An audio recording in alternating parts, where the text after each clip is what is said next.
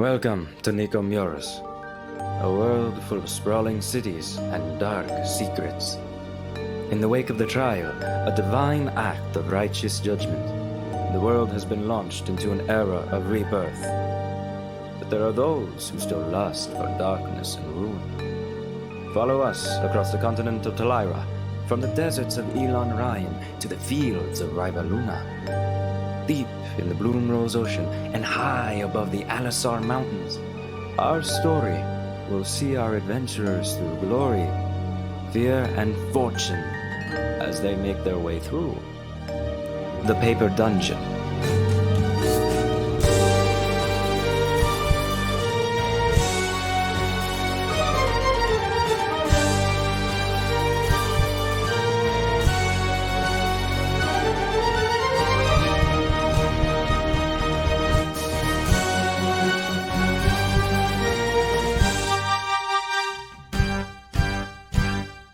Hello and welcome back.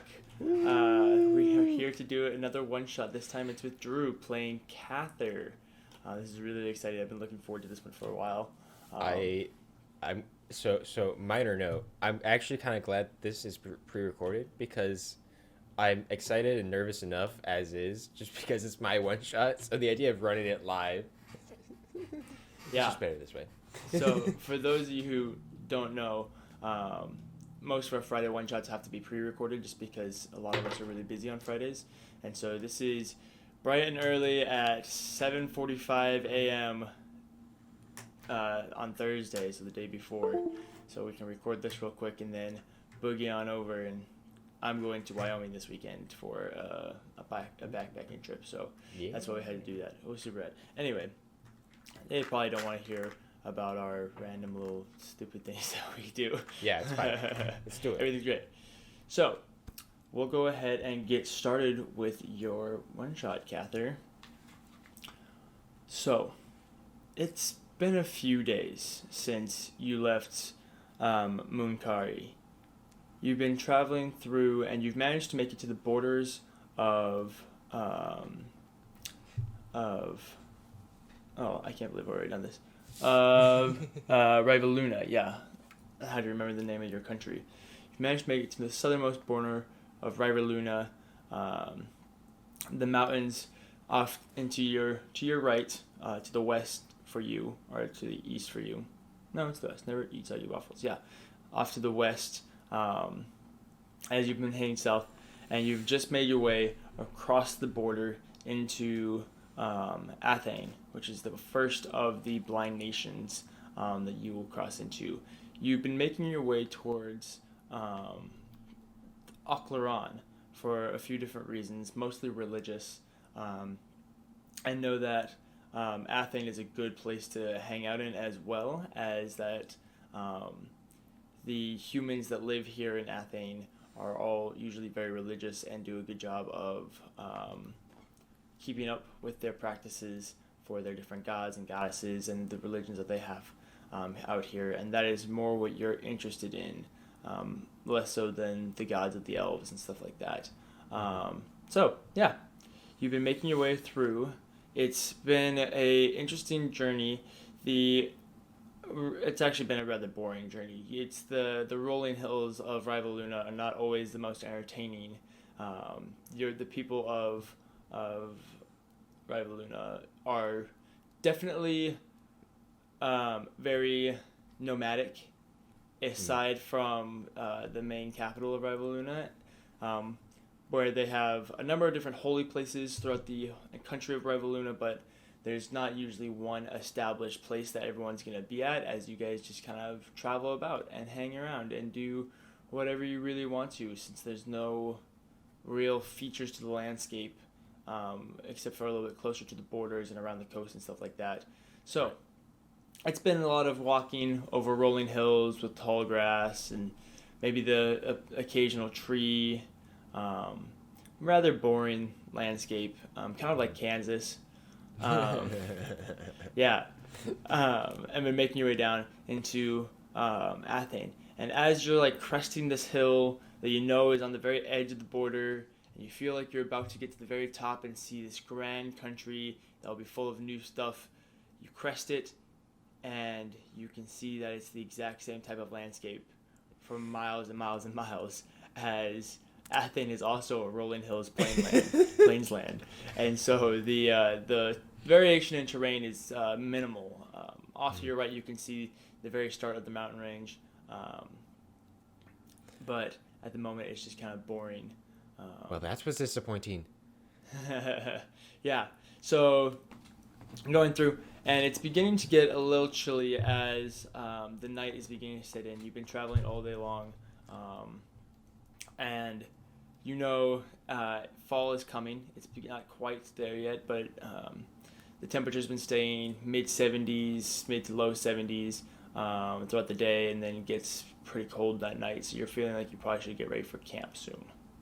Okay, yeah, I'll bed down and kind of actually just take out a small leather notebook and just kind of write in it for about my boring travels of the day. Nice. And maybe make note of anything that was maybe somewhat interesting upon the landscape. You saw a ground squirrel. Nice. There you go. Yeah. There you go.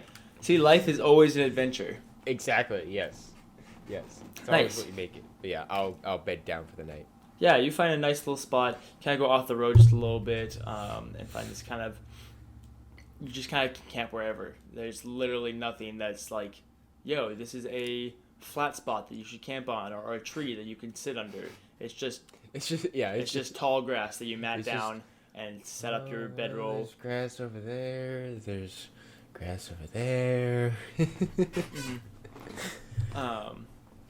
And as you go to bed, you can feel yourself getting a little sleepy, knowing that you don't have to go completely to sleep. It's nice because you can kind of stay in this half-trance state to kind of keep yourself aware and not be attacked by demons or whatever. Yeah, that's nice. But as you're going into this trance-like state, your eyes, when they normally just like kind of blank out and stare, instead they actually close, and for a moment everything is actually dark, and you're just relaxed for the first time in a little while, and you're enjoying the cool breeze, you're enjoying the landscape around you, and it gets colder, a lot colder. You could feel it kind of creeping up your spine, this sense of chill and almost dread, as you're now not quite sure what's going on. And as you open your eyes, you can see that you're still in that plains, but now instead of rolling hills of bright green grass with the occasional wildflowers and trees, instead you can see it's all frosted over and blackened with the cold, and it's there's just the little glimmer of light as the moon reflects off of these shards of ice that have now covered the surrounding landscape as far as you can see. And standing in front of you is this woman. And she looks sad, but also excited. And you can see her as she stands in front of you. She's currently, technically she's facing away from you. And you can see she's fairly tall. Looks like she has very pale skin with dark hair that kind of flows down to about the midway point of her back. And she's wearing a white kind of silken flowy dress that is flowing just a little bit too much for the amount of wind there is, almost supernaturally is how much it's flowing. And you stare at her, and she begins to walk out into the plains. Kind of. Oh, this is probably a bad idea.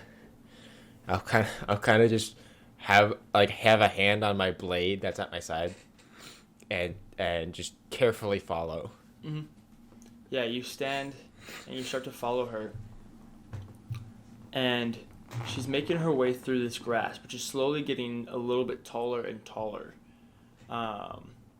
And you're kind of beginning to make your way, and it seems like she's almost speeding up, or you're slowing down. You can't quite tell.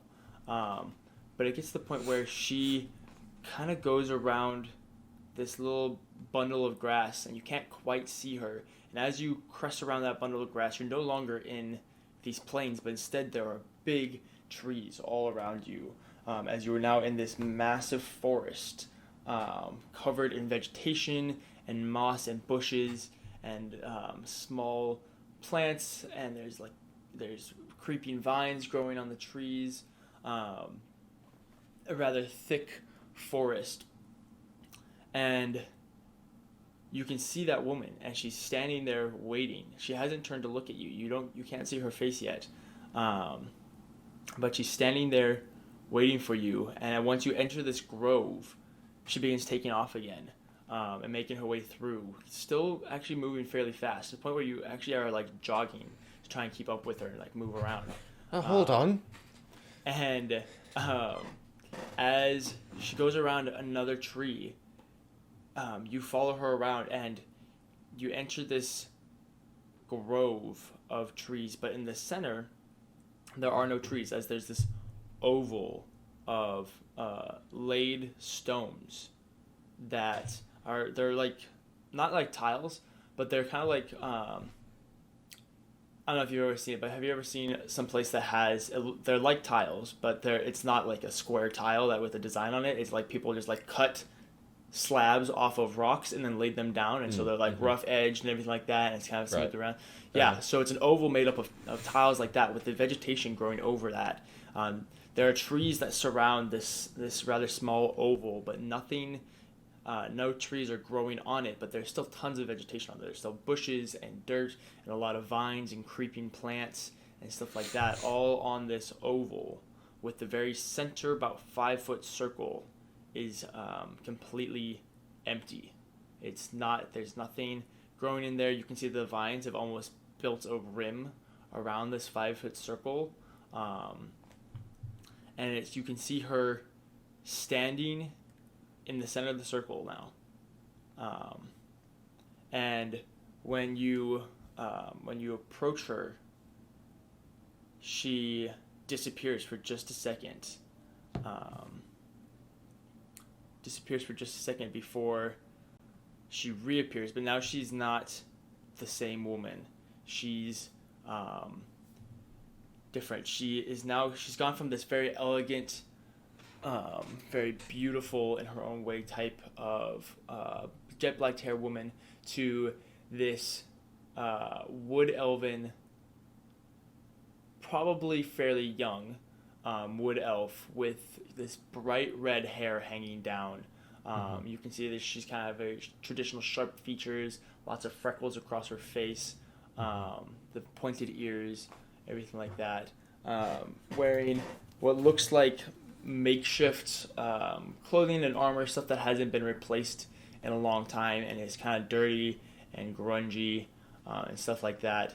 And so she's standing there, and you can see that she's holding this length of possibly wrought iron, probably about 4 inches long, just about yay long. It's about the length of your hand, maybe, from palm to the tip of your finger. It's just rod of iron. Like a rod. It looks kind of like a rod. It's kind of this cylinder that has a flailing. Let's see. Where's what I'm looking for? There's kind of this flail on the end of it. Let me see if I can't find exactly what I'm looking for.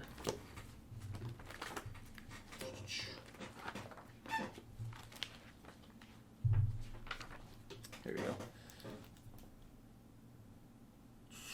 Yeah.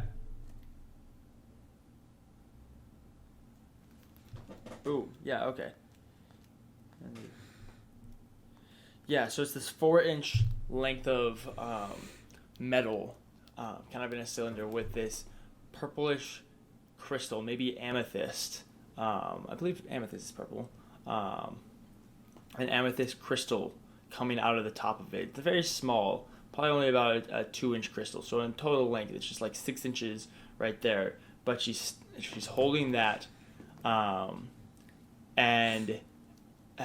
you can see now she's staring at you. She's no longer turned away, but she's holding this, and you can see that this woman now sees you, and just begins mouthing words, almost like she's trying to tell you something, but you can't quite hear it.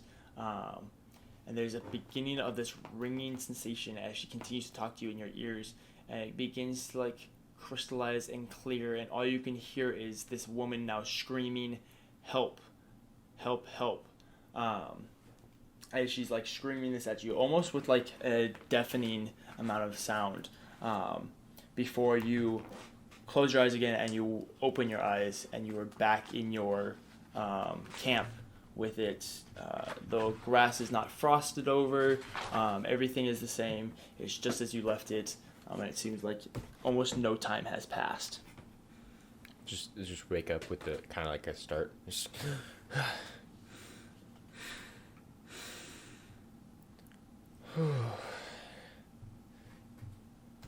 Oh man, I'm not sure what to make of that.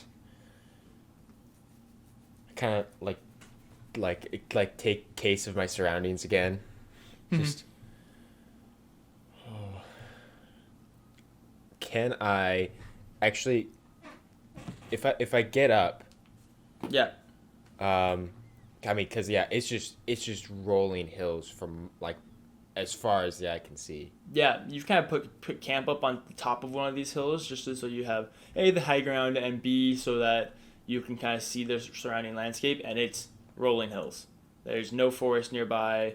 Off in the distance, you can see that one lonely mountain, and it's just completely by itself. And there's nothing but rolling hills surrounding you. Is it by now? Is it morning by now, more or less? No. No. It is. You. Like, Your internal clock tells you that it's probably been about 10 minutes. Oh, nice.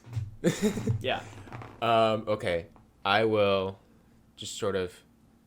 I'll like stand up and kind of just pace just a little bit and then maybe look up at the stars before making my way back over to camp and just laying down again and going back to sleep. Yeah. And as you're looking at the stars, there's one star that seems a little bit brighter than the rest. It's on the opposing side of the. Let's see. It's kind of in the direction that you were heading, just a little bit to the west of it. So it's this star that's almost pointing southwest. Okay. And it's just a little bit brighter and twinkles just a little bit more than the rest of them, just enough for you to notice it.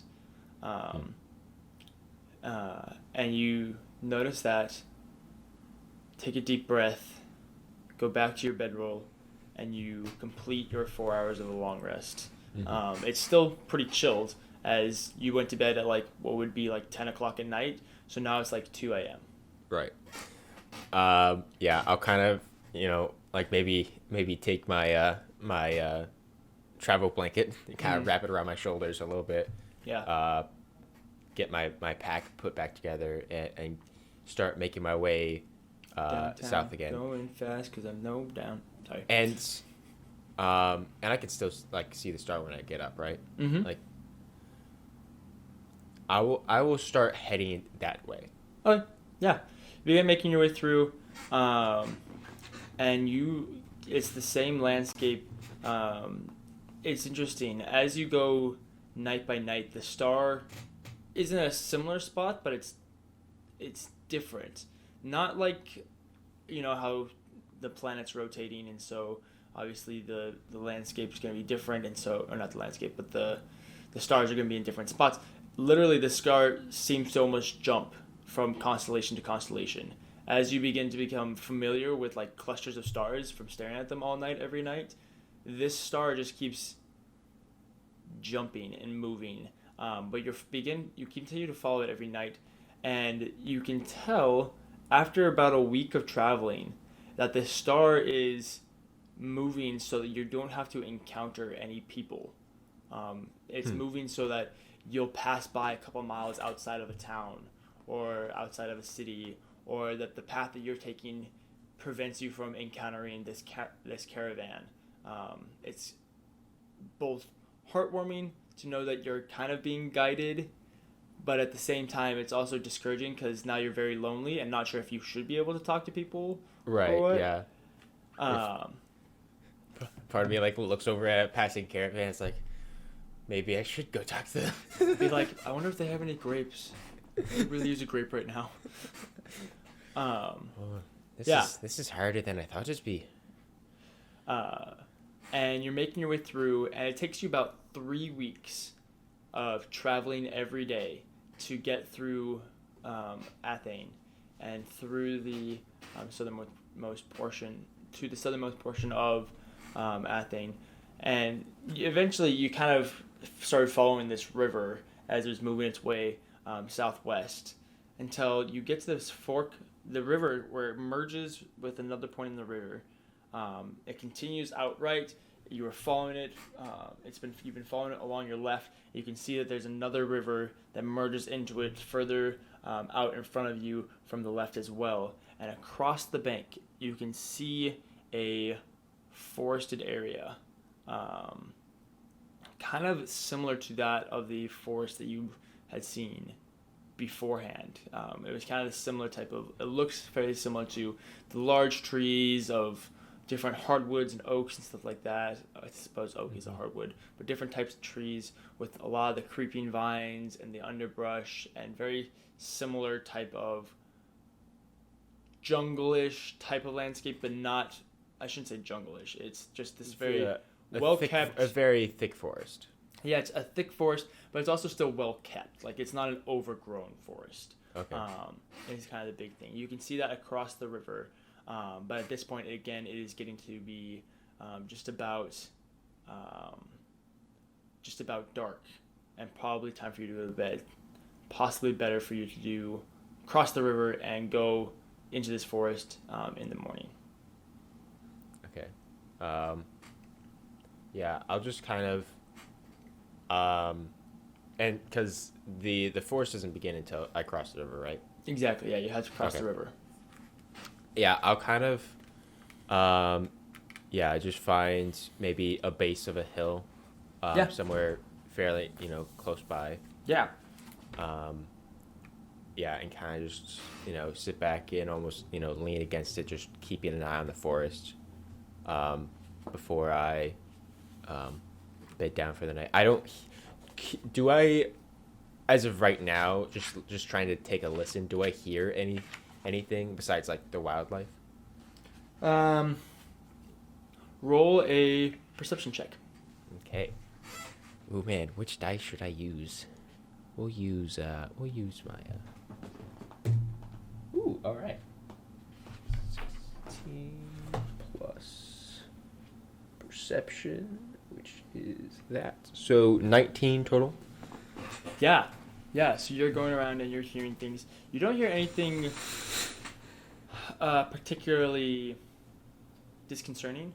Mm-hmm. It's the surrounding wildlife. You can hear a lot of insects and small animals.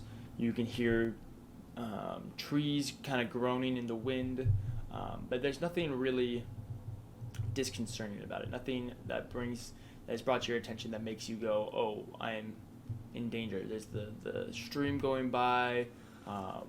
It's kind of this gentle roar, as it is a fairly large river that you have to cross. Okay. It's not fairly large, but probably about 30 feet or so of river that you have to cross. Okay. With a little bit of a current, so it's going to be a little bit of a challenge. But yeah, nothing too concerning. Okay. Yeah, and I'll take my rest. Nice. Yeah. So you go to bed. You wake up about 2:00 again, and that star is in the same spot this time, which isn't uncommon. Like, there'll be it would usually take about like 1 or 2 days for the star to kind of move for you to have to not follow it, or as you were to following it. But this one is stayed in its same spot, and you are feeling ready, you're feeling confident. It's still a little cold, as it still is pretty early. It might be better to wait for sunrise, but you can kind of do what you want. Yeah, I'll as I get up, I'll kind of just do a bit of a very calm kind of morning meditation. Just trying to, just breathing and just thinking and maybe saying a small prayer. All right. I'm not sure if this is a good idea, but we're going to see where it takes me. Whew, all right. And if I need to, I will, before this, I'll wait a little bit longer until the sun does rise. Okay. Just because sunlight is a little safer. It's it helps you see. But in the meantime, I will kind of go over to the bank of the river and just kind of take a general look and see any low-hanging branches, any rocks on either side that I might be able to use to anchor myself at some point. And then like also if there's any like wildlife immediately over there that I might have to keep an eye on. So yeah, you don't see any wildlife that you have to be too disconcerted about, and there's not really any trees that are close to the bank. It's like as you approach the bank, it becomes this rocky kind of riverbed type landscape. You get the sense that there are times where this river is much wider and much deeper. And it's just kind of receded a little bit, and so there's these two like rocky banks on either side, and then there's a little bit of grass, and then there's the forest that starts. So the forest doesn't really start until about 30 feet past the river. So there's no branch for you to hold on to. There's not really any boulders or anything like that. It's kind of just this river. What do I have?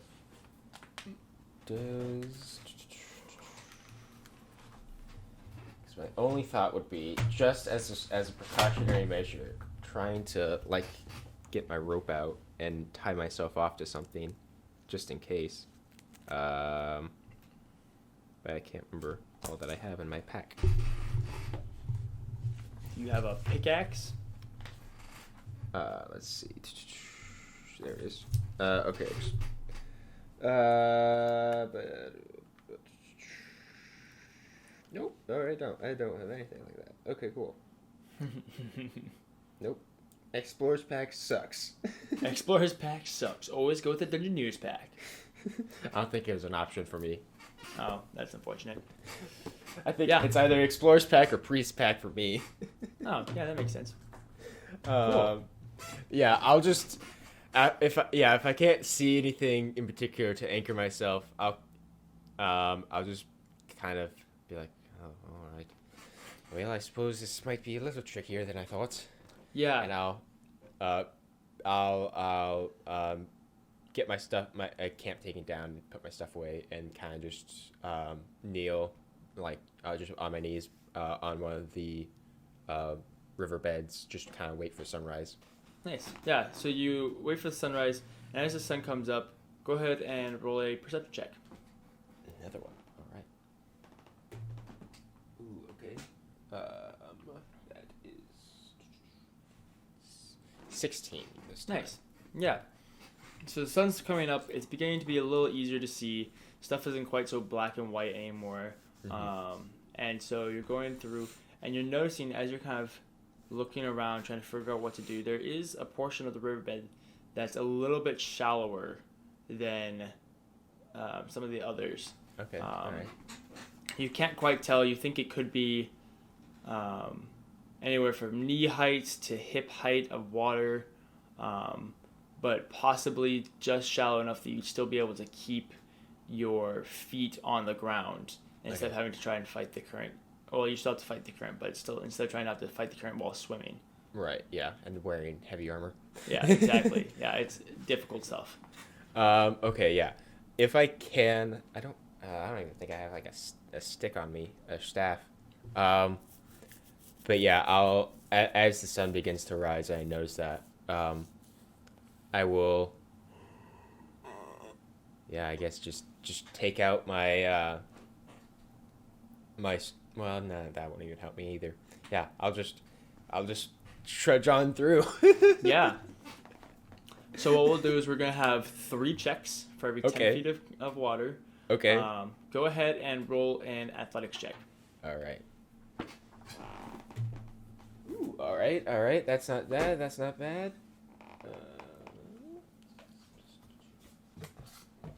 21. Nice. Yeah, so you begin making your way through, and at first it's like the first 2 steps are kind of wobbly, as you're like you have a heavy pack on your bag, so you're trying to balance, but there's also the current that's like pushing your legs, and you're trying to like balance on one foot as you move your next foot. But you begin to kind of figure it out and make a rhythm, and you get about 10 feet into this river. Go ahead and roll a. Actually, here. Yeah, what's your passive perception? Passive perception is a 13. 13? Cool. So you're trudging along, and you're making your way through, and you can see as you're going through, it's fairly clear water, but there's glints of metal kind of down by your feet. Metal and this rotting bone, it looks like. And you can see that it seems like there are corpses down in this river. Probably of people passing by who failed to cross the river, or people that couldn't make it. You can also see, as you're like paying a little bit more attention to it now, every once in a while one of them will like kind of lift and float down the river a little bit as like this undercurrents kind of pick them up and drag them down. So it could even be that these are people that tried to cross farther up the river, or technically it would be down the river, farther down up the river, that are then floating down the and river, yeah. making their way through their watery grave. Fun. Yeah, it's good stuff. Go ahead and roll another athletics check. Ooh, that's even better. 23. 23? Yeah, you find a new sense of vigor and desire to get out of this river. Right, yeah. And you're making your way through, and you're trudging and grinding, and you're just pushing through and forging your way through this river. And you get another 10 feet or so, and you can see that there are a couple skeletons, a couple corpses that are in your general vicinity. Just enough to be like off-putting. Go ahead and roll one more athletics check. Okay, that's still all right. 6, 15, 18. Yeah, nice. You're going through, and you're getting close, and you're so close, and you move your way, and you're about to make it onto the bank when you feel something clamp onto your ankle. And you still being the strong boy that you are, drag your foot out of the water, and with you this entire skeleton drags out with you, and it's a gross sight because it's a skeleton, but it still has half its flesh on it. It's still rotting. The bones aren't like bleached by any means from being in the sun. They look like they're like it's gross. They look almost like they've like a sponge kind of, where the water has pierced into it, so there's like perforations and holes in it. Yeah, and they're there's bloated. Water like drained out, and there's bloated, and there's moss and plants on it growing. You can see like slugs that are like floating on it, and different other bottom feeder type esque things. And this skeleton has clamped onto your ankle, and you drag it out of the water, and with it drags this big rusted creeping glaive, and you drag it out of the water, and it drags with it, and it kind of just swings up towards you. No, dear. No. Oh, no. Does a 9 hit you? No. Yeah. So this thing, it just slowly kind of breaches up, and it just, as it swings, it gets a little faster right towards the end, but it glances off the shoulder plate of your armor on the back before you kind of yeet it by throwing your leg out, and it loses its grip by losing its hand on your ankle, and it falls about 10 feet away, and it slowly kind of begins to stand and look at you. I will immediately take out my sword and shield. Roll initiative. All right. Oh, of course. Now you roll low for me. All right. Not high. 3. 3. Wow. Okay, well, the skeleton's gonna go first. Yeah, I'm sure it is.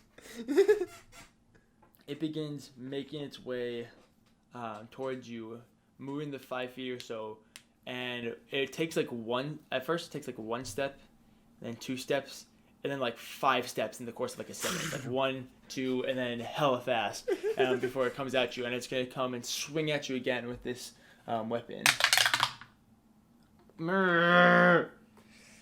Does a 10 hit you?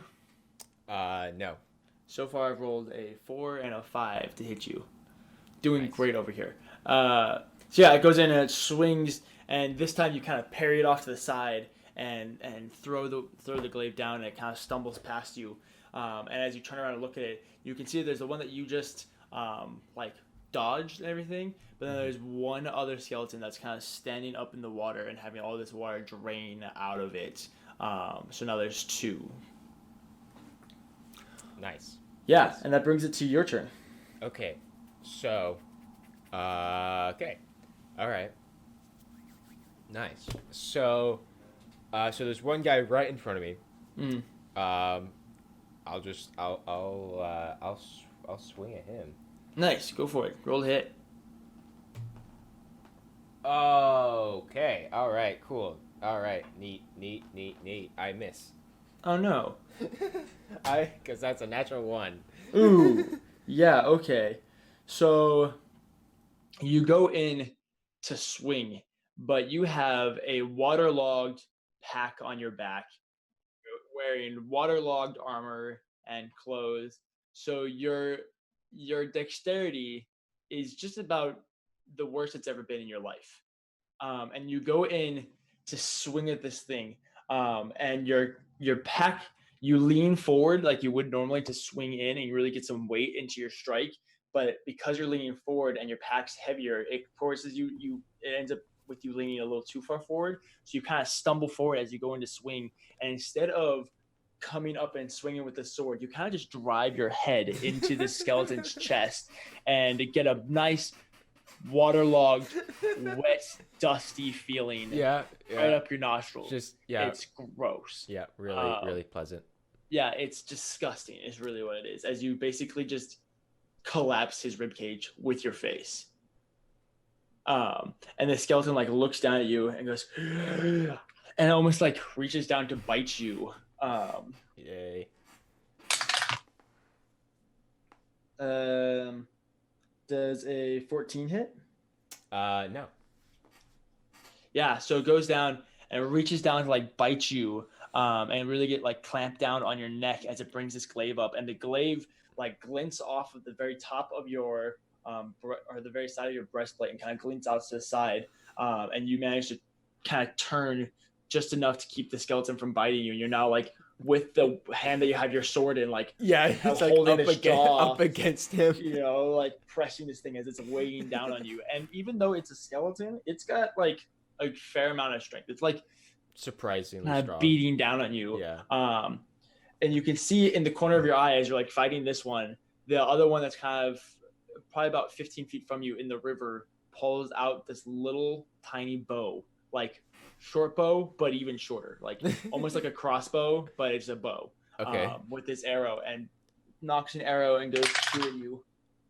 Does a 15 hit? No, it misses. Yeah, so I just see it and bring out my shield in time.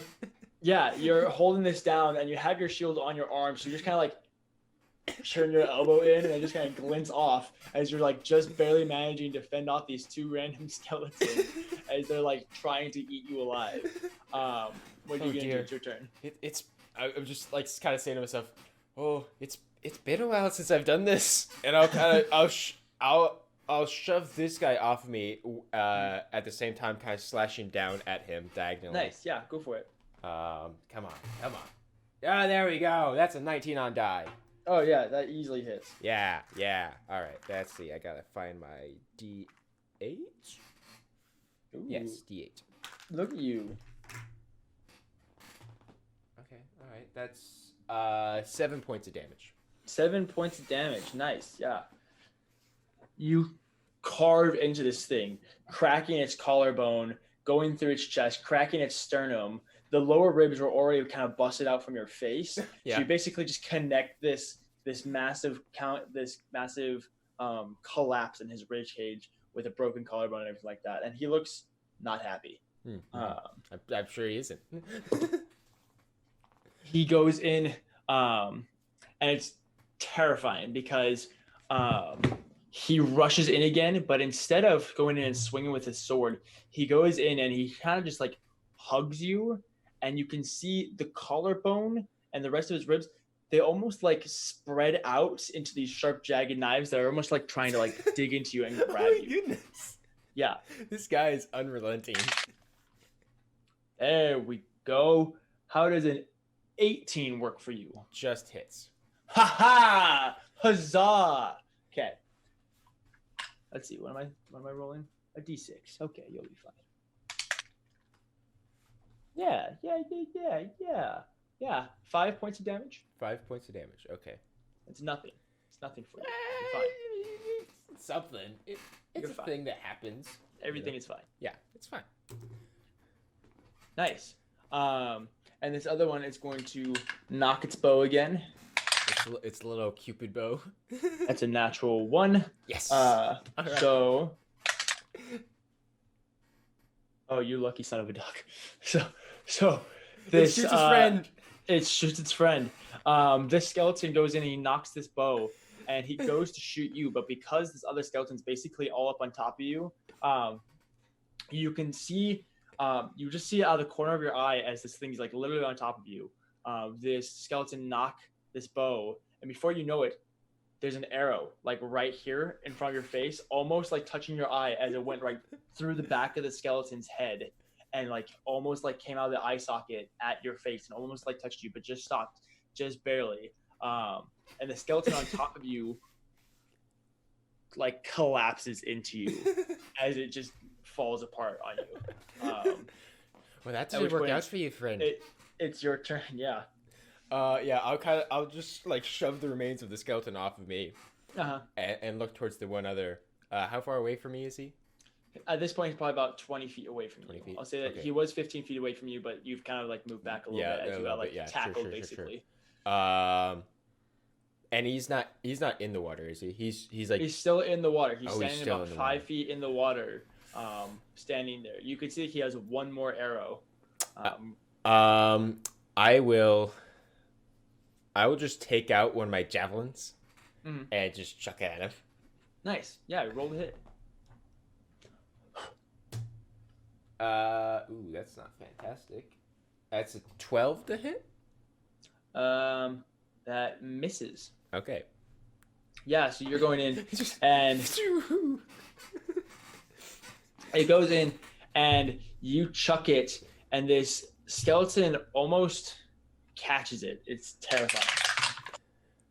Not quite. So he goes up and he almost like catches this, but he's moving just a little too slow. And so he like grabs it and it glints off his shoulder and into the river and it just floats. Okay. And after that happens, I'll be like, well, that didn't work.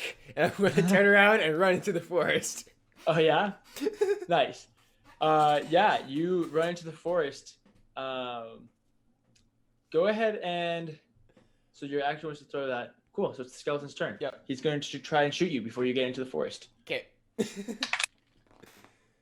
Okay, that's 19 to hit. That hits. Okay, another d6. Okay, another 4 points of damage. Okay. As he knocks this one last arrow, and you can see he begins trudging his way out of the water towards you. But as you enter the forest, you kind of look back over your shoulder, and you can see the skeleton just kind of de-animate and kind of fall back into the river before floating away. Okay. Breathing heavily, I'll take the arrow out of my back and kind of just snap it in my grip. Oh, it's been a while since I've had to do that. Wait, not. Wait, man. And I'll kind of just I'll walk over to a tree and kind of just lean against it for a moment, kind of holding my wound. And I'll take a moment. I'll use an action to do divine sense. Okay. Which allows me to sense the presence of celestial fiends and undead within 60 feet. Celestials, fiends, and undead? Yes. Okay. Yeah, you go through, and there is not it's interesting because there's none of those, but at the same time there's one little dot that faintly, ever so faintly, pops up on your radar. Behind or in front of me? In front of you. In front of me. Yeah. Do you get to know which one it is? Let me double check here. Divine sense the presence of evil registers or as an action you can open your awareness to detect such forces. Until your next turn, you know the location of any celestial field undead within 60 feet that is not behind total cover. You know the type of being who you prince. Yeah, so ever so faintly, just barely, there's a little bit of a sense of there's the potential for a celestial to be nearby. Okay. Neat. I will. Okay. I'll kind of take a moment and I'd like to take a short rest. Oh yeah, go for it, dude. And heal up a little bit because I'm not feeling as fantastic as I would like to be. Yeah, you kind of sit down at this tree, holding your side, and really kind of go in and just try and hope that this wound doesn't hurt too much. You pull like a little shard out of your neck. And just kind of help patch yourself up, and sit there resting up for just a little bit. Yeah, and I rolled an 8 on die, which brings me to full. Fantastic, well done. Yeah, all right. Okay, and yeah, after kind of patching myself up just a little bit, maybe trying to wrap up a wound just a little bit, I will keep making my way forward, and towards the celestial, I suppose. And if at all possible, now granted, it's not gonna be great, but if at all possible, I would like to move more stealthily. Okay. Yeah. So moving stealthily slows you down, so you're not gonna be moving as fast.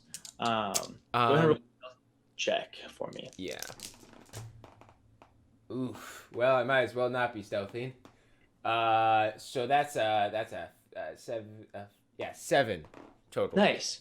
Yeah, so you're moving slowly, trying to be controlled, but again, you just crossed a river. You got tackled by a skeleton. Yep. Your bag's waterlogged. I'm really just kind of trudging along. Yeah. You have a hole like in your side, just above your hip, that hurts a lot. It's just not a great time. Yeah. And you're just you're trying really, really hard.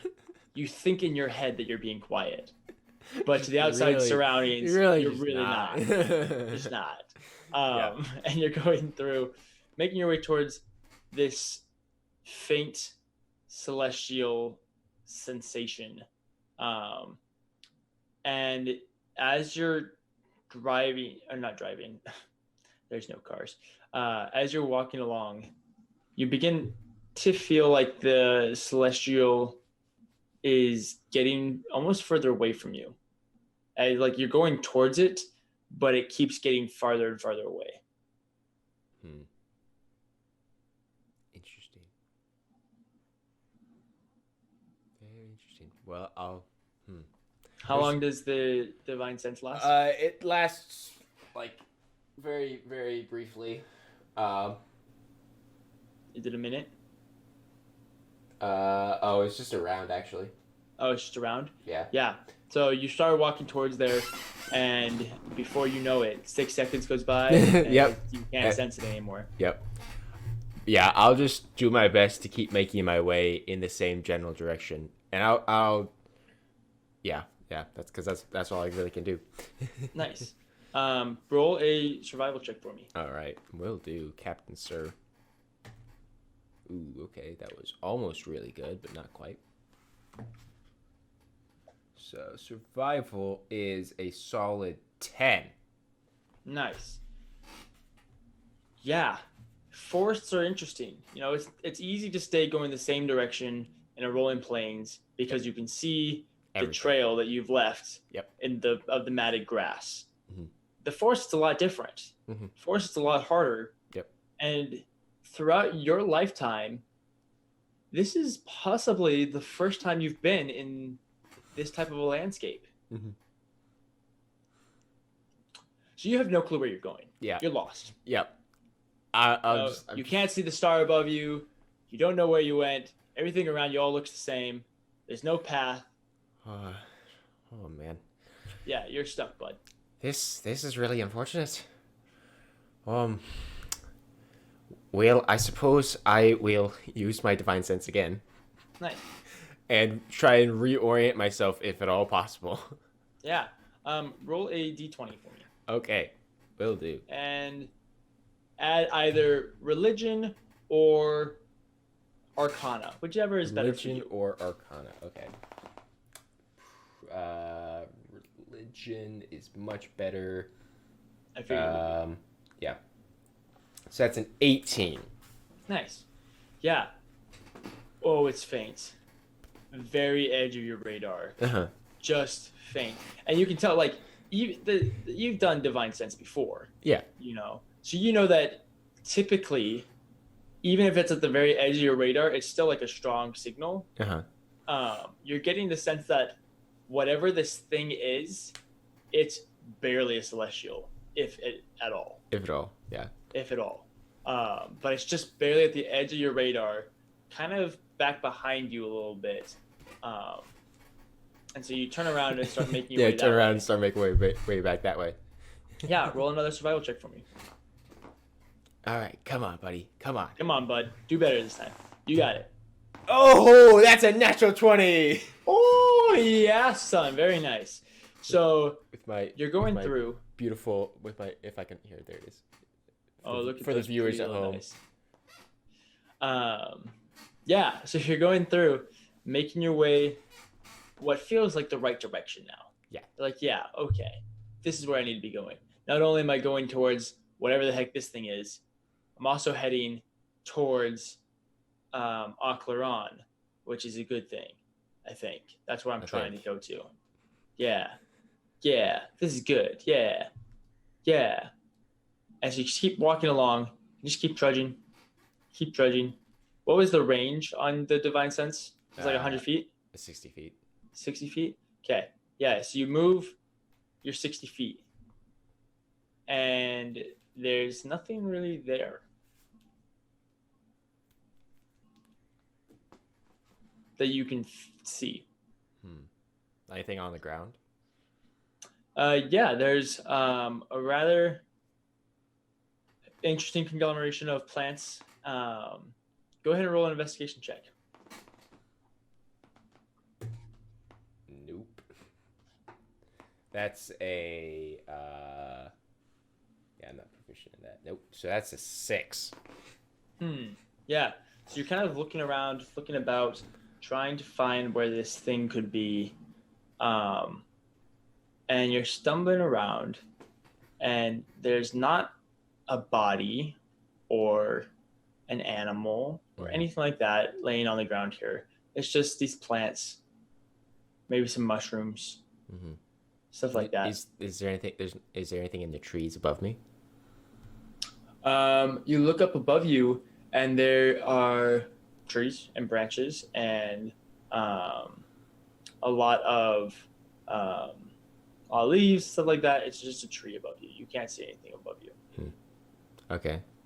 Um, I suppose I will use divine sense one last time, final time for the day, to try and figure out Yeah, if I'm where I'm supposed to be.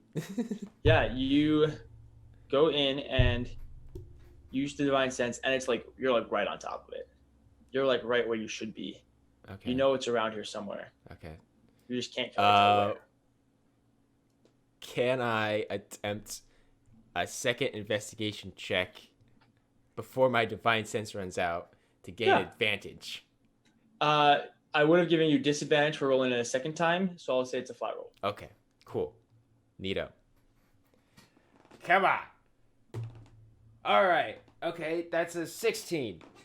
Yeah, nice. So you're kind of going through and you're like, all right, it has to be around here somewhere. You're really trying to like focus in and make this blurry picture that is divine sense. Yep. Crisp and clear. Yep. And like military grade radar, which is not what it is. But you go in and you focus really hard and you kind of start looking around again, and you just notice as you're brushing past one plant that there's a little glow as the leaf moves and then goes back behind that leaf. Glow? A glow.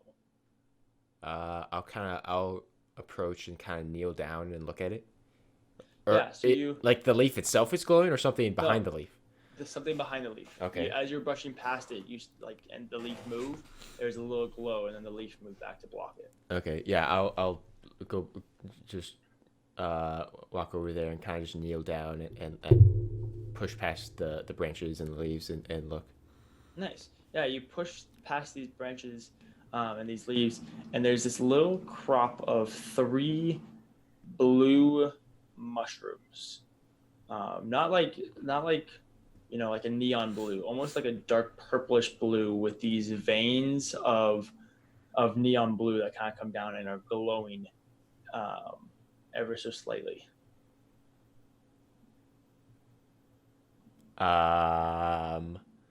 I will grab them. Cool. I'll take out my blade and like cut them out, I suppose. Yeah, nice. Okay. Nothing happens. You hold them in your hand. They're still faintly glowing. Okay. I have 3 glowing mushrooms. 3 blue glowing mushrooms. They're like a dark blue mushroom with these veins of neon blue something.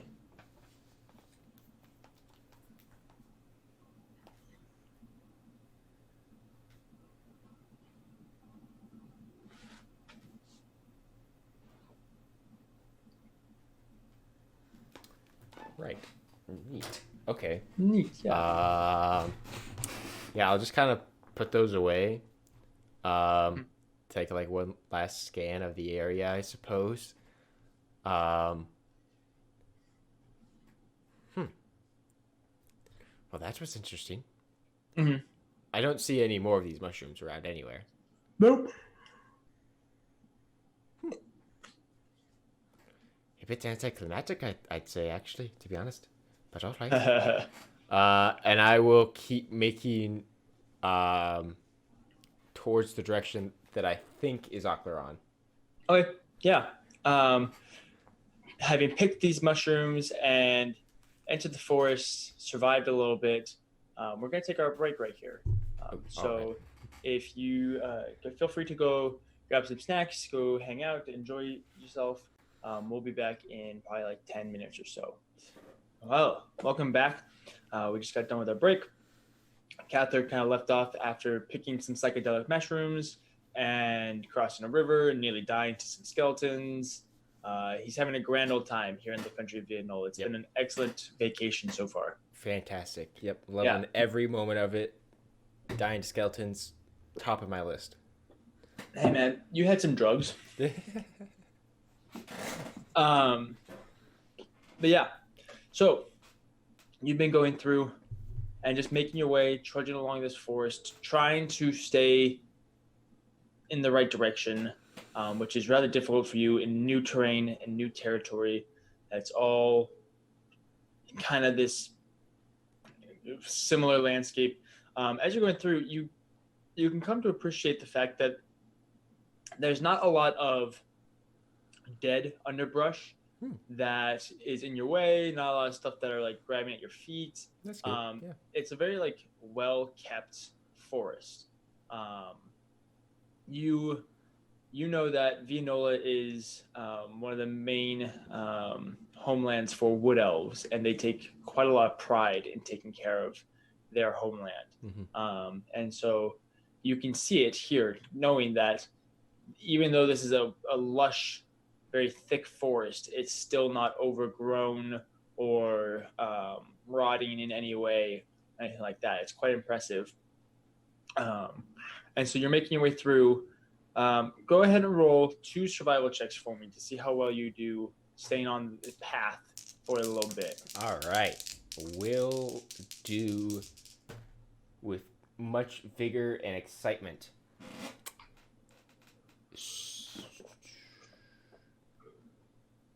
Yep. So the first one's a 3. Nice. And the second one is a 13. Okay. So you're traveling along and you're like, yeah, great. This is going awesome. Doing fantastic. Making my way down south. You know, I have the mountain range that should be out to my left as I follow it down. And you go through, and after about days of travel, you go through and you're just kind of walking along, not paying the most attention, kind of enjoying the scenery. And all of a sudden the trees clear and there's this little section of land that's kind of this grassy, rocky landscape before it rapidly ascends into a mountain that you know is not where it's supposed to be comparatively to where you thought you were. Yep. Oh, this isn't right at all. Well, I'm supposed to be heading that way. Not that way. I'll kind of just turn myself and keep walking.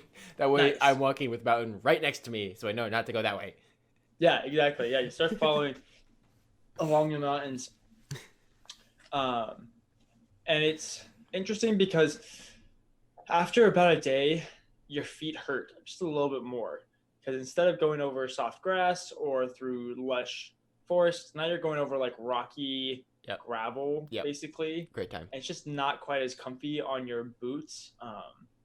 But you're making your way and you're confident now. You're like, yo, there's not a forest that I'm having to navigate through. I just have to follow the mountains down and then go through the mountains, and I can go through and then I'll get to Akleron. That's great. how this works. It's That's perfect. how the map works. You Yes. know, that's how the landscape works. So Nothing can go wrong. Nothing can go wrong. And with your 13, nothing goes wrong. You're following around. Yeah. And it's going really well. The mountains begin to turn inward, or not inward, but out towards the coast. Which as you have your map with you, there's this one mountain range. It's the Lunincona mountain range, and you begin to think that you're starting to get to the point where you're where the mountains kind of turn in towards the coast and kind of make this big grand like arch, and you know that Othala, the city that you're trying to go to, is inside one of those very outer mountains. Just on the other side, people have to go through this pass and everything like that. And so you're going down and following this as it curves around, and that it's been the course of several days. Is there anything that in those several days that you wanted to do or try and get done while you're traveling along these mountains? Well, I mean, aside from just keeping notes of what I see and where my travels, how I'm traveling and just general thoughts, I guess if I could like take out one of the mushrooms and study it a bit better and try and figure out what the heck it is, Yeah, why it's a glowing mushroom. you can roll a nature check. Nature, sure, why not? Yeah, Yeah, I don't think it's gonna go well, but who knows? Yeah, no, yeah. that's a 2 plus 1. You're looking at it, and blue mushroom glow, glow, glow. Yep. It's kind of what you're feeling. Yep. Blue mushroom glow. You don't think it'd be how it is, but it do. But it do. You don't know why, but it do. Yep, exactly. All right. Well, I suppose I'll just keep walking. Nice. Yeah. So you're going around. After about another 3 or 4 days of walking through these mountains, or next to these mountains, really, you can begin to feel this sense of dread, almost, as the landscape around you goes from being this lush, well-kept forest to something almost darker and more sinister. Is the general vibe that you're getting as you're moving in towards this crest in the hills, and moving along. And you're beginning to navigate this path, and it's interesting because if you go back about a mile, you feel fine. But once you enter into this area, you really start to have this sense of danger and dread and possible impending doom. And then the forest is just ever so slightly darker. It just looks like there's not quite as much light piercing it, and it's a little thicker. Okay. Do I have to go this way? You could go. Is it more or less, as of right now, the most direct route to get Socleron? Oh, yeah. So, if we were to look at some stuff here, I wish I had a picture of the map that I could show you guys. But basically, what happens is, if you will imagine this in your mind, Yep. Mine's the out. Lunancona mountain range goes like that.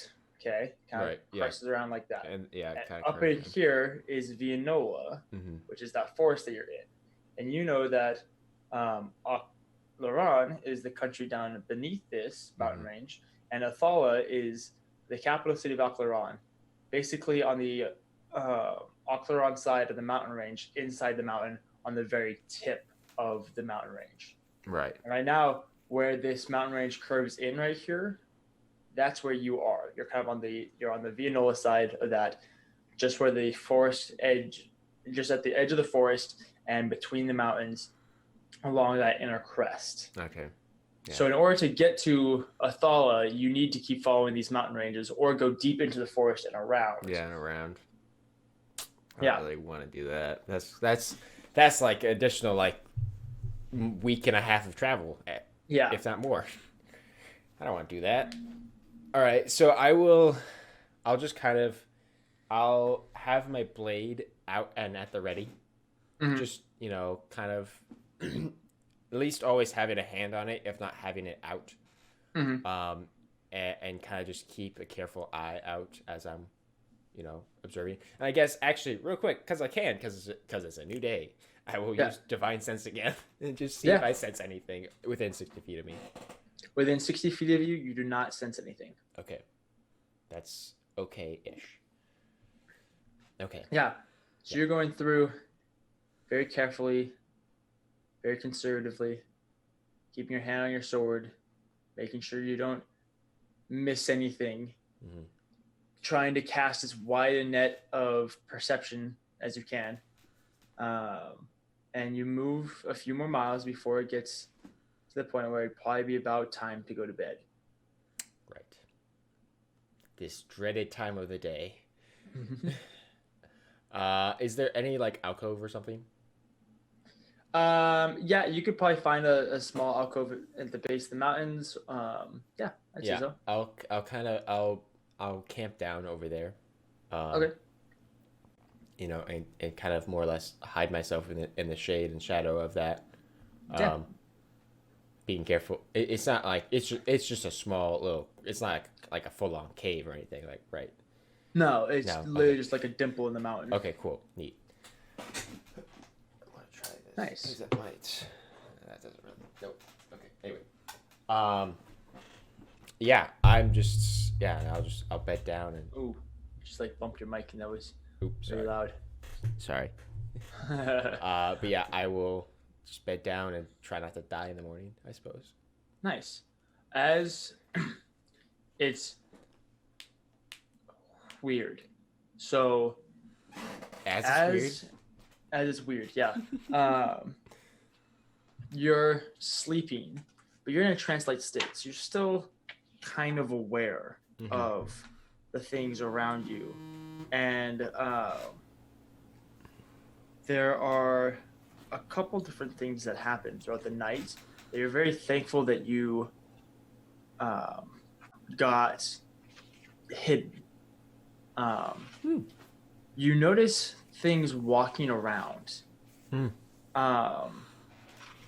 These creatures that you have never seen or heard of before. They're these elongated figures, humanoid at possibly potentially one point, where their limbs have stretched and elongated, and they're walking on all four, where their torso is still upright, slightly forward, and they're almost like gorilla style walking, but on these spindly, probably about like 6 foot long arms and 4 foot long legs that look like they have been broken backwards with shards of bone, so that they're like horses' legs, how they're bent. They look like originally they were like human legs that have been twisted and broken to bend the other way, in the spindly way, and they have wisps of hair, and their face is that of one big hole, basically, with lots and lots of rows of teeth. And you just see one or two of them wandering about. They're not doing anything. They just pass by, looking around. But you do notice that they stay within a certain range. They never go so far back towards where you came from. They never go so far back that you feel like they would have stayed in that area of dread, quote unquote. Yay.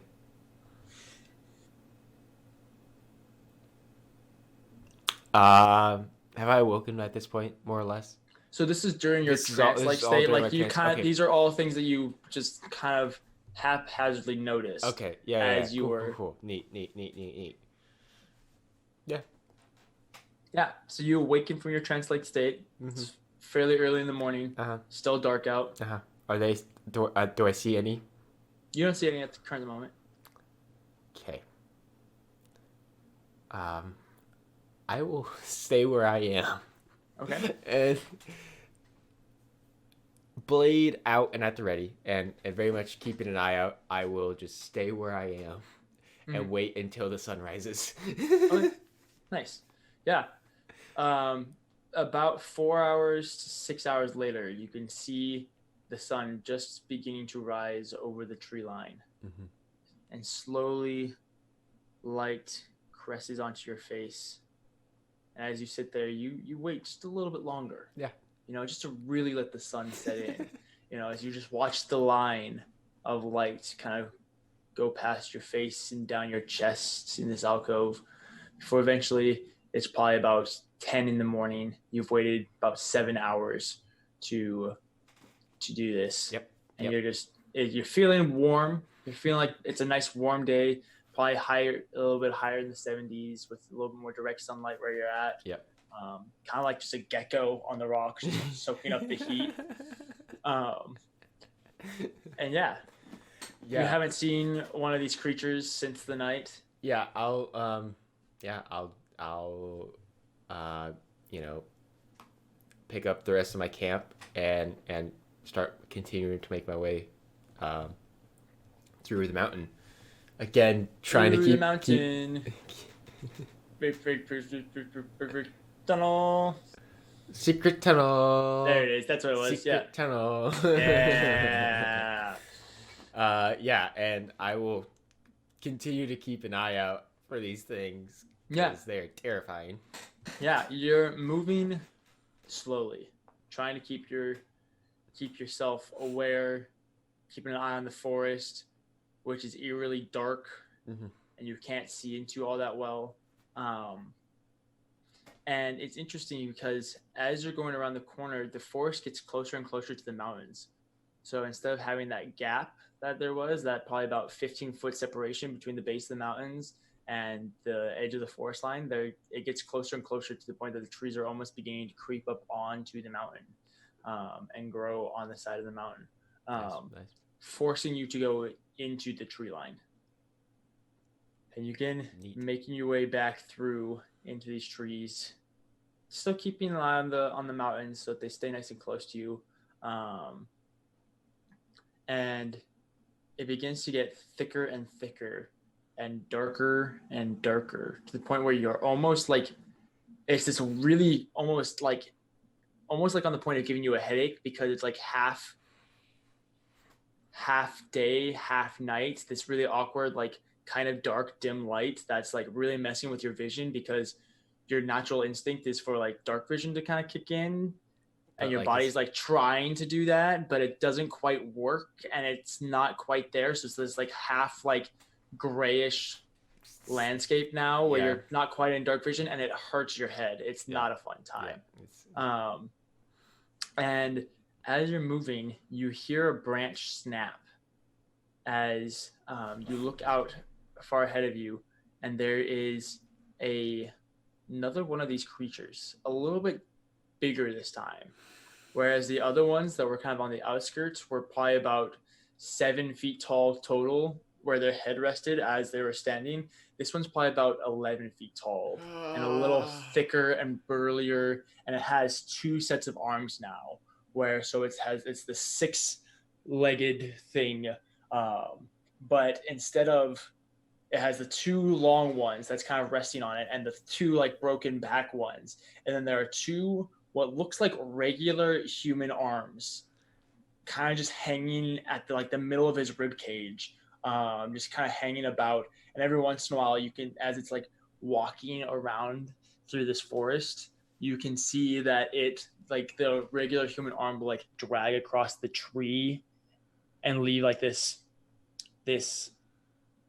decaying mark across this tree, or it'll grab something and it just kind of like melts and withers in its hand. Every once in a while, there's something like a little sturdier that it'll grab, and it just kind of puts it into its chest, and it just like disappears into the chest that it's at as this thing moves about, and you freeze. You're like, don't want to make a sound. Yep. Don't want to make a move. Is it? As you, Yeah. Is it walking away or towards me or like across or like? it's kind of walking across. As you've been going, you've noticed like paths that have been kind of put into the forest, and they make almost like very, very wide circles.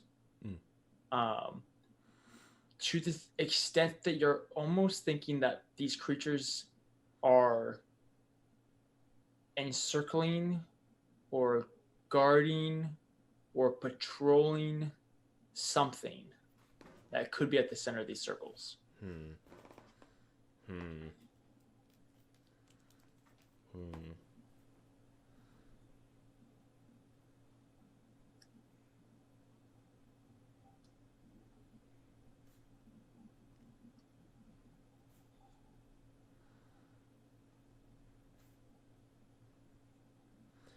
Okay. Okay. Stealth is not my strong suit. But I definitely don't want to fight this thing. So, okay.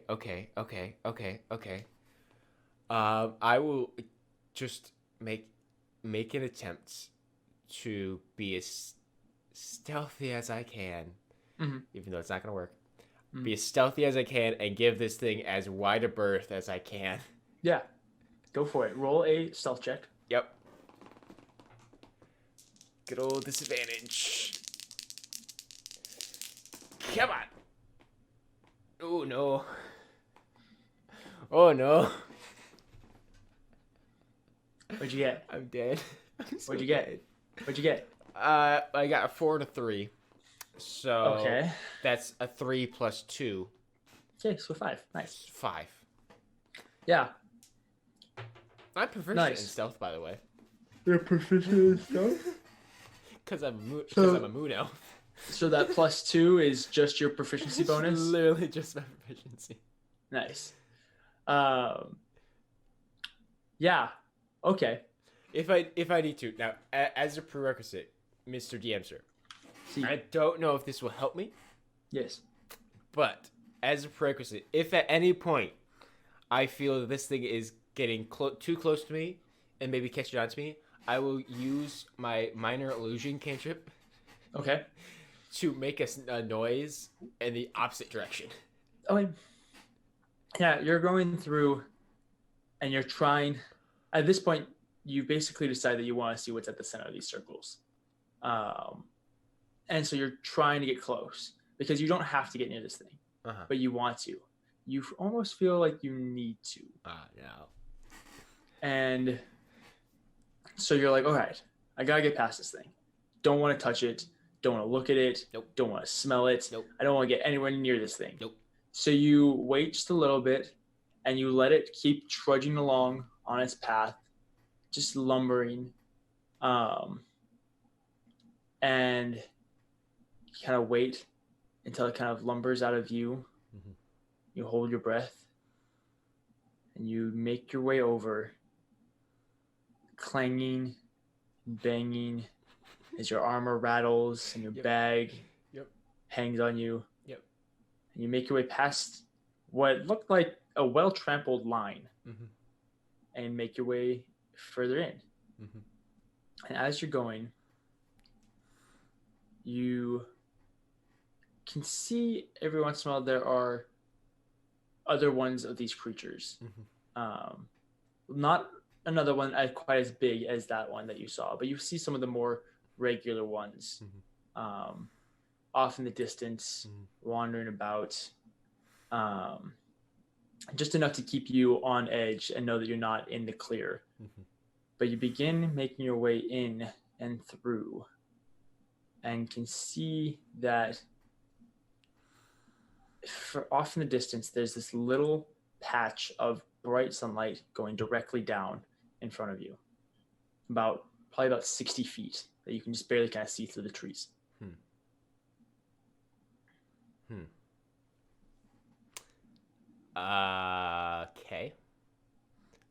Okay. I will divine sense. Yeah, within 60 feet of you, there's about 4 little dots of celestial. Of celestial.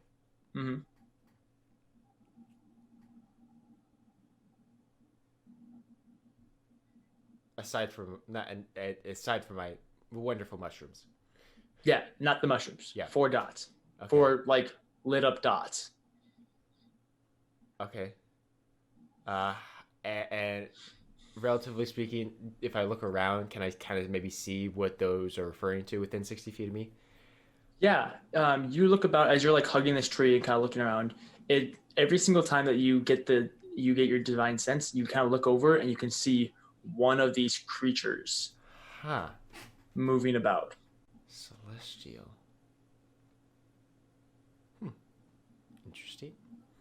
Okay, so you said a little circle, direct sunlight. I'm just gonna book it, like action, full movement and action. I'm just full movement, action to dash. I'm booking it. Okay. So. Okay. All right. Okay. I'm terrified. But everything's fine. Everything's fine. Yeah. So you begin making your way through the trees fast as you can. Yep. This is when Kathyr dies. Possibly. Where's what I'm looking for? Oh, it's past this. Okay. Yeah, sweet. So, yeah. Okay. So, you begin booking it through these trees. You got about 60 feet. Yep. You can do that in a round if you want. Yep. You got 6 seconds. And as soon as you take off and make a good amount of noise, all 4 of these things like snap their heads to look at you and start scuttling after you. Yep.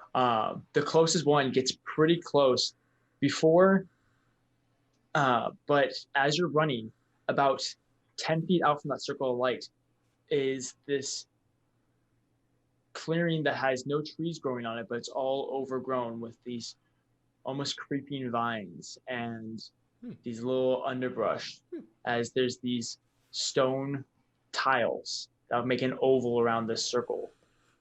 Okay. And as soon you're like booking it, and this creature is on your butt. It is about to get you. It is reaching out with one of its arms when you take one step onto this tile, and it stops just before the tile, and you are on the tile. You're not quite in that circle of beam of light, but you're on like the tile ovals. It's like an oval of tiles that surround it. It's surrounded. Okay. And you can see these 4 creatures all rush up to that oval, but they can't get on it, it seems like. Just breathing heavy.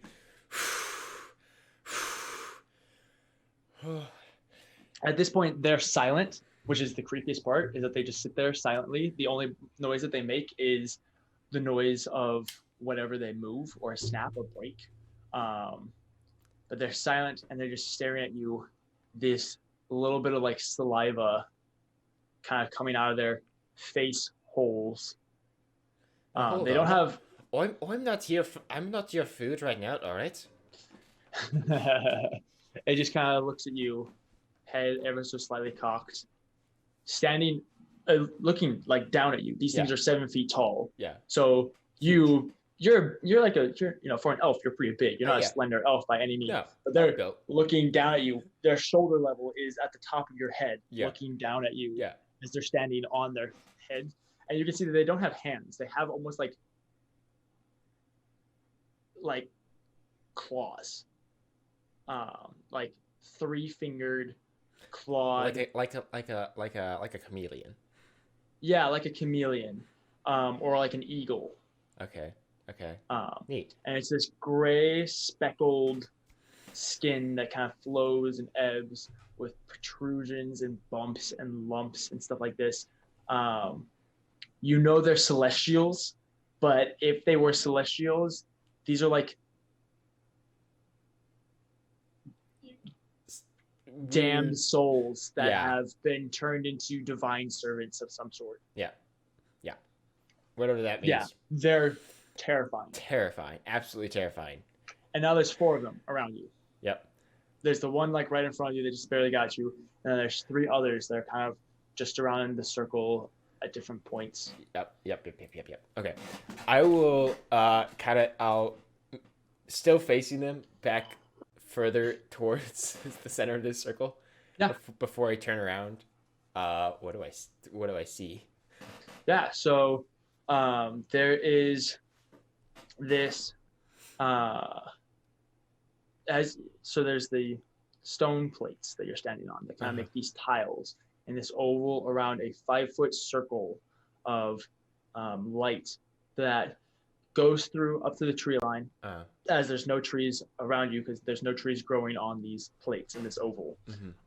There's still plenty of underbrush and vines and creeping plants that all are on the tiles themselves, except for inside that circle, at which point it is pristine and clear, and it looks as if nothing has ever disturbed what's inside that circle. And Until now.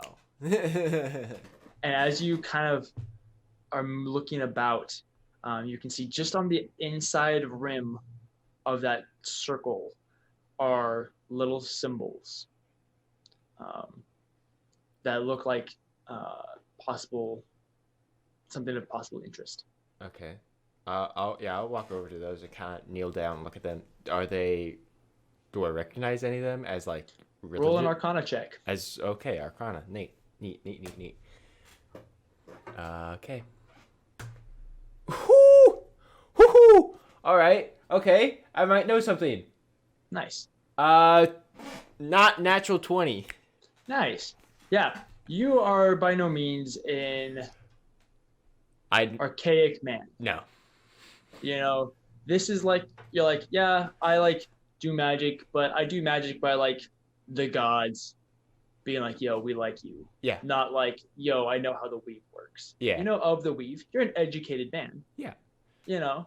So you're like, yo, these are arcane symbols. Okay. This is a spell of some sort. Okay, magic. Yeah. What does it do? And you have no clue. Nice. Yeah. Does anything happen if I like put my hand down and touch one of them? One of the arcane symbols? Yeah. Nope. No? Okay. There's nothing else around. Nothing else around. As you're standing here, Okay. you begin to feel, as you're like kneeling down, you can begin to feel these vines just creeping up on your shin and ankle and knee, just kind of slowly moving up onto you. I don't like that. I'll move and break away from the vines that are trying to grab me. Okay. Does anything happen if I stand in the center of the circle? So you stand in are you stepping into the center of the circle? Yeah. Yeah, you step into it, and nothing happens except that one of these vines that were holding onto you just kind of snags on your pants and gets dragged into the circle with you, Mm-hmm. and it just kind of lays there before creeping its way out of that circle and resting just on the edge. Okay.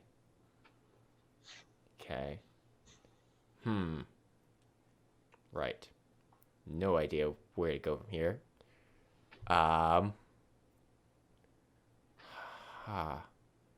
Okay. Center circle. And if I look back, I still have my 4 friends with me, right? Yeah, they're not quite as close anymore. Mm-hmm. They've been watching you, but it looks like they have just kind of moved back away and are just kind of meandering. Okay, cool. Neat. Okay. I take out my mushrooms Okay. and place them in the center circle. Okay.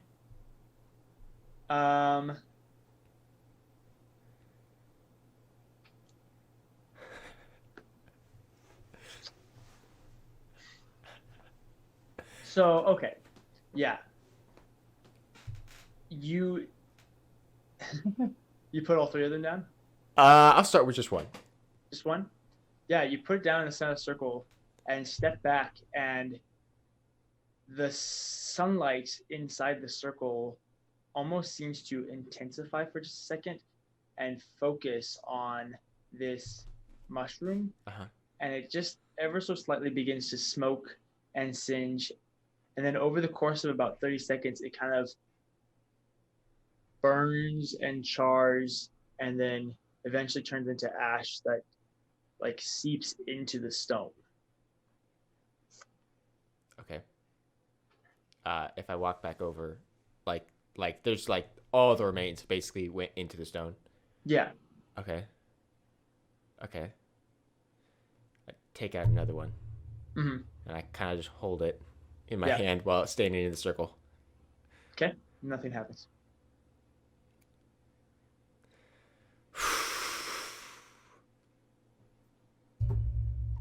Right. I'll place this one down too. Okay, yeah, about the same thing happens. Over the course of 30 seconds, it just like singes and chars and burns, and eventually all the ash and grime soaks back into the Okay. stone. Do I notice any change with like the runes at all? They faintly are glowing when that happens. Okay. I'll do it with the third one. Yeah, you go in, same thing. Same thing. Okay. Okay. They're glowing. Okay. Can I like kneel down maybe and like lay a hand down and like I don't know, cast minor illusion Okay. in the circle? Does it do anything? What do you try to conjure? A mushroom. Yeah, a mushroom shows up. Okay. Nothing happens. Nope. No. Okay. Can I make the mushroom glow as the ones that did before? Yeah, nothing happens. Okay. Um. Hmm.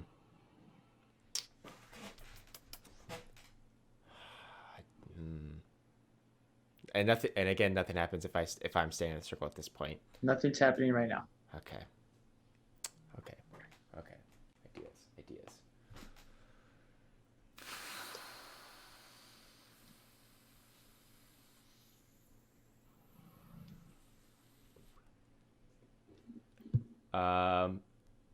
If I take out one of my javelins, does anything happen Okay. if I stab it into the stone? You go to stab it into the stone, and there's a little bit of a spark, and you can hear a crack as you like stab it, and for just a little bit, the light gets a little bit more intense, and where the head of the javelin meets the shaft, it breaks, and the javelin, so you're like holding it down, and you can hold on, you're still holding on to the shaft, but the head breaks off. Okay. But you do notice you didn't hit it that hard. Definitely not hard enough for you to have broken it on your own. Can I? What happen? What happens if I just jump? If you jump, Yeah. you jump. You land back down. Yeah. I kind of stomp my foot on the ground. It's hard as rock.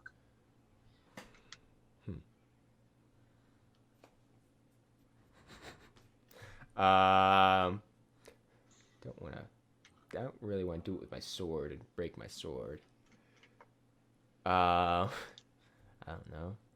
Can I like do another divine sense?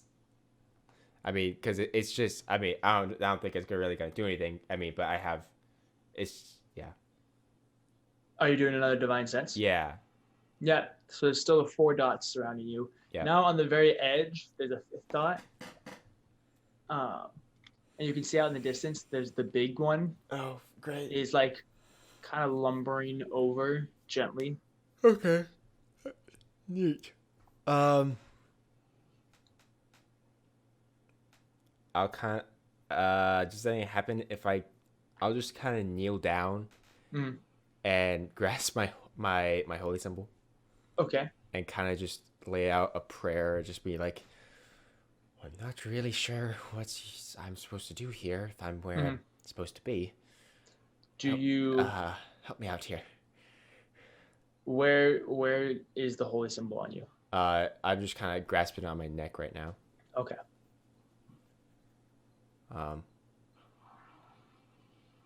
Do I get any sense of pull with the circle as I'm like kneeling down inside the circle while I'm praying? Like pulling down? Yeah. A little bit. Just enough that you're not sure if it's in your head or if something actually happened. Okay. I'll take the holy symbol off around my neck and kind of just place it on the ground. Yeah. So do you step out of the circle or not? I'll step out of the circle. Okay, yeah. So you set down your holy symbol. This brand new, well-made, handcrafted symbol of the the triune of fate, really. Mm-hmm. And it begins to singe and burn and catch fire in a much more aggressive manner than that of the mushrooms or anything like that. And as it burns and gets destroyed, it begins to seep into the stone, except instead of it turning to ash and the ash is like soaking into the stone, it just gets red hot, and it almost like seems to melt through the stone, but in like a pattern that ends up causing these almost small stair steps to form. And then the rest of this circle kind of breaks away to create this downward spiral staircase going down.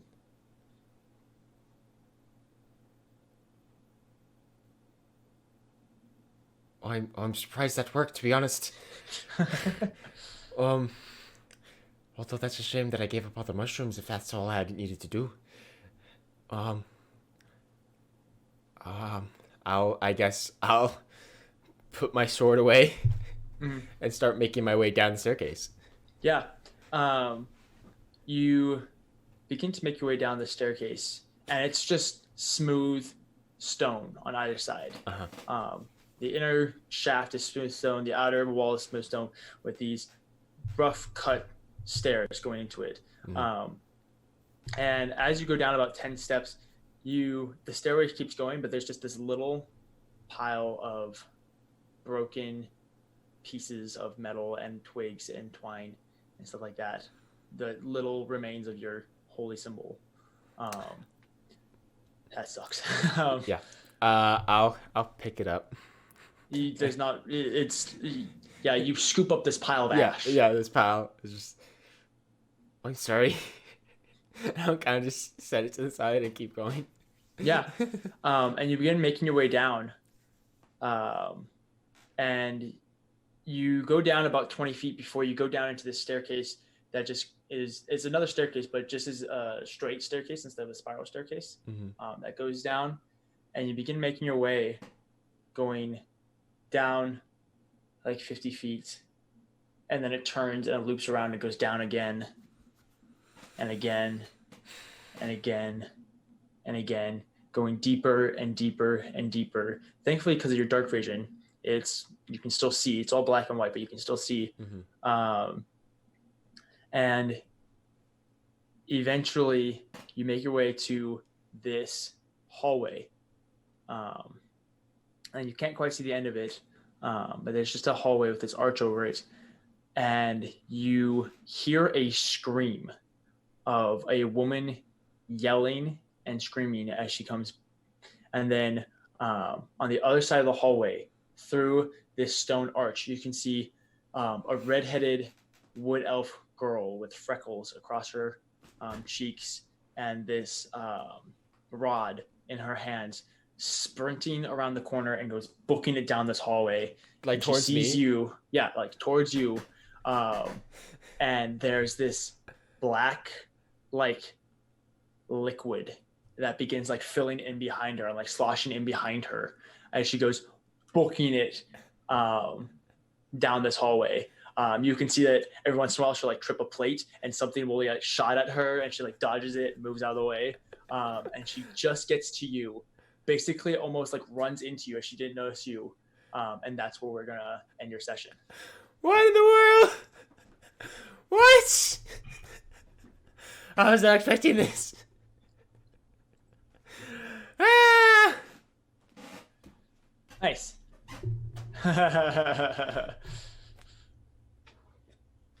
Okay, neat, cool, awesome. Brad, yeah, thanks, great. Oh, yeah. Everything's fine. Everything's great. It's fine. Okay. Nice. Good job, dude. Yeah, thank you. Yeah. It needed sacrifice. Okay. And it had to be of something important to you. So when you're like, yeah, the mushrooms, I was like, okay, the mushrooms, they're like kind of important. They're holy things, kind of. They're celestial things. They're gone gone not now. Quite. They're gone now. Yeah, and those were some good mushrooms, dude. That's unfortunate. Yeah. Well, I'm just like, I don't. Yeah. Yeah.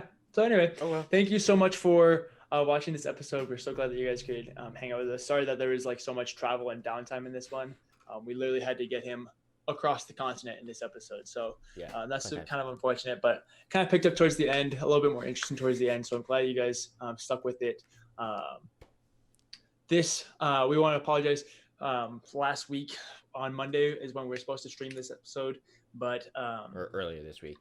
Earlier this week on Monday we were supposed to stream this episode, but my car's radio just like went out, and then Ryan's like car broke down, so we both were like stranded and trying to figure things out, and we weren't able to do it, unfortunately. So thank you guys so much for being patient with us and allowing us to have just those few days, and thank you, Drew, for being willing to postpone his one shot. He's been texting me a lot about how excited he was for it, so I hope that it lived up to a little bit of expectations. So this is Friday when this is going to be streamed. We also just reached affiliate, which is super, super rad. So if you guys want to give us a subscribe, we'd always appreciate that. Or just keep following us, whatever you guys want to do. We're going to keep making these either way, so don't worry about it if you don't want to do that. But if you guys feel like supporting us, we would really appreciate that. So we'll see you guys in a few days then. See you on Monday. You guys have a great night. Everyone have fun. Thank you so much for watching. Anything that you want to say, Drew? I am excited and nervous to see what comes. Perfect. Awesome. Well, everyone have a fantastic night. We love you guys. Thank you so much. Yeah. All right. See you next time. Yeah. Bye-bye.